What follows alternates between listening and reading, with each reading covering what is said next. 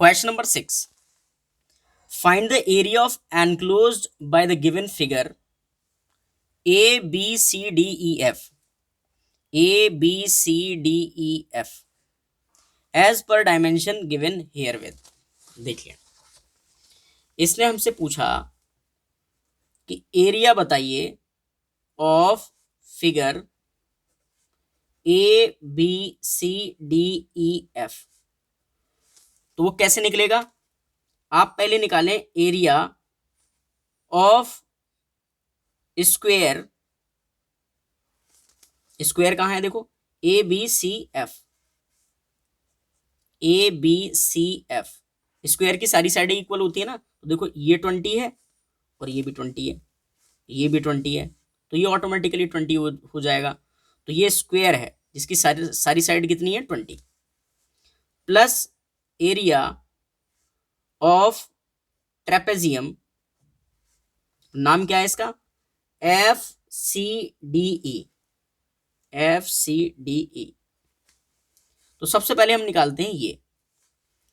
अगर मैं area of square निकालूं, ठीक है, अगर एरिया ऑफ स्क्वायर निकालूं तो फॉर्मूला क्या होता है? Side multiply side. अरे स्क्वायर का एरिया होता है ना। अब वैल्यू रखो, साइड कितनी है? 20, और ये वाली भी साइड कितनी है? 20।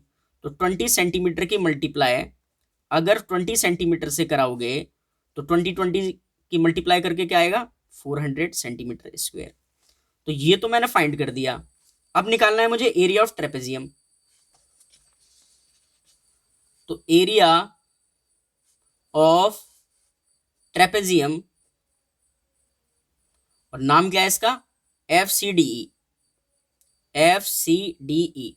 फिलहाल तो फॉर्मूला लिखते हैं, तो वो होता है half into sum of parallel sides और मल्टीप्लाई किससे? हाइट से।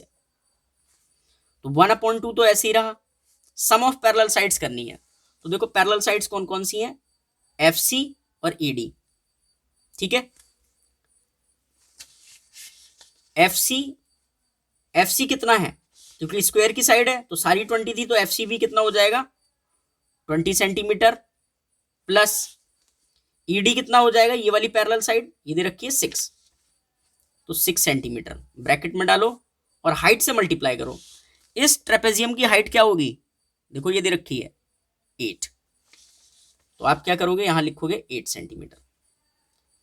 1/2 ऐसे ही, इसको प्लस करो, 20 + 6 26 इंटू 8, 2 से कट किया तो क्या आया?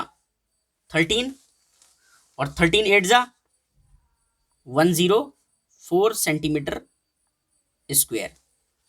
ठीक है, तो हमको क्या पूछा गया था?